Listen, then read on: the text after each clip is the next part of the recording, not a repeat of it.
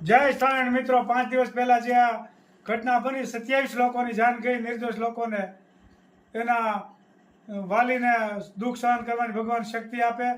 ખૂબ મોટું કાળજું કંપાવી નાખે એવી ઘટના બની ગઈ છે.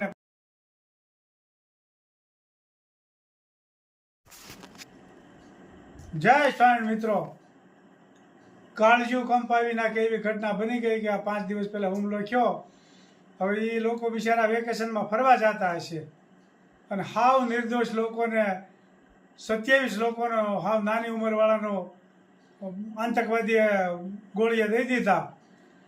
એ કેવી કાળજું કંપાવી નાખે એવી ઘટના કહેવાય. આપણે જોઈએ છીએ કે હવે એની એક્શન શું લેવાય. અત્યારે તો ખૂબ એની ઉપર બધી જોરદાર આકર્ષણ કર્યું છે અને પાકિસ્તાનવાળા લોકો કાયમિક માટે આતંકવાદી નિર્દોષ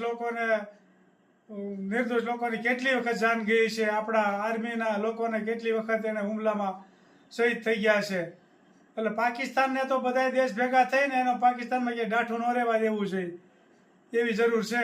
કારણ કે બહુ મોટી નુકસાની કરી છે. હાવ નિર્દોષ કાંઈ લેવા દેવા વગરનું એને સીધા ગોળીએ દઈ દેવા એટલે કેટલી મોટી દુઃખની વાત કહેવાય. જેના ઘરમાં જે આ બન્યું છે ને એને તો આખી જિંદગી કેટલી હાથ પેઢી સુધી આ દુઃખ સહન ન થાય એટલી મોટી દુઃખ છે.